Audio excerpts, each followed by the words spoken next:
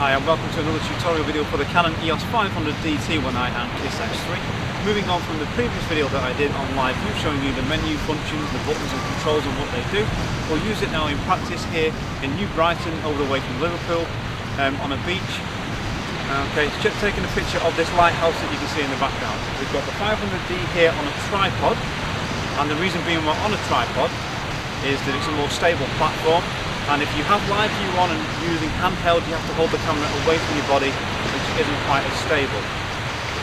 Okay, now so I've got the camera on this tripod.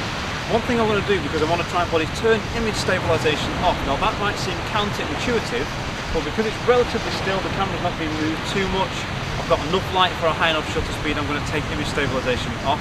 It can actually have a detrimental effect on your image if you leave it on, because it's actually moving and compensating all the time. So I'll turn image stabilization off. I'm using the Canon Canon EFS 18-55 IS kit lens at the moment, which is the widest lens that I have, and I'm zoomed to about 55mm on it at the moment. I've got autofocus set on, and I'm in aperture priority. Now we'll go into live view, and if you remember on the back of the camera now here, so as we zoom into the back of the camera, okay, we can go into live view by pressing this button, but just before I do, I need to set the self timer. So I can press this button here on the side and go to a 10-second self timer and press set, and that way it will count down and then take the shot itself. The reason being is then you don't have to press the shutter as you frame the shot up, and it won't shake the camera. So we'll go into live view now. Okay, if I hit this button here, we will see on the back of the camera a view of the image that's going to be taken in live view. I'm going to press the AF lock button here to engage autofocus, but before I do that I'm going to change the autofocus point on the centre one here, which isn't on the lighthouse, so it will focus on something in the distance, which will mean the lighthouse will be out of focus.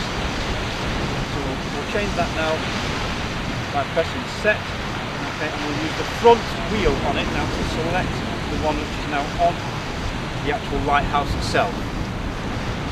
Okay.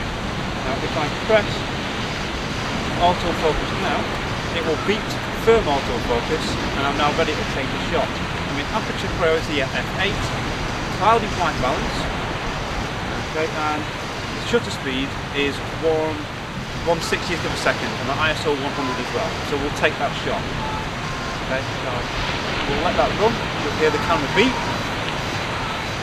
which will count down for 10 seconds and then take a picture.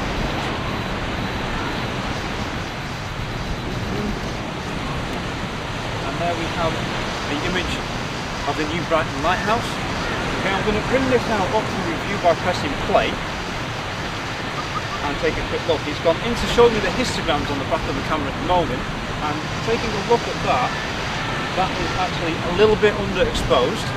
Okay, so I'm going to make an adjustment for that in a moment. I can zoom in the image by pressing this top right button here and review the whole image.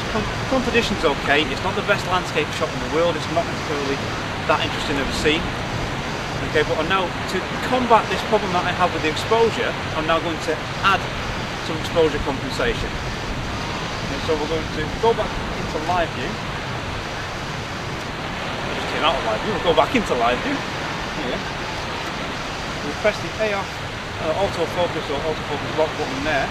Now I'm going to press this AB plus and minus button to increase the exposure slightly by 1/2 of a stop. Okay, 2/3 of a stop more like, not one full stop, just 2/3. And then we'll take that shot again. Hear the camera beep for 10 seconds.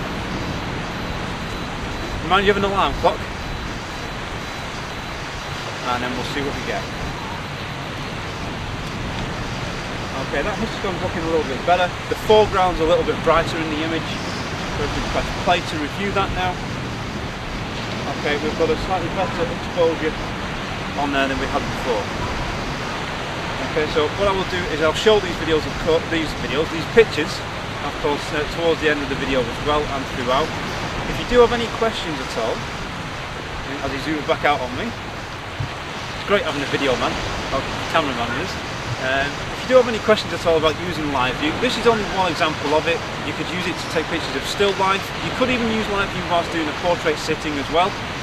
Okay, remember the advantages that I covered in the previous video. You have a full 100% view of the frame that you are seeing instead of 95% looking through the viewfinder on the 500D. So you could see something sticking in the edge of the frame. It helps you to level up with the grids as well that you can see.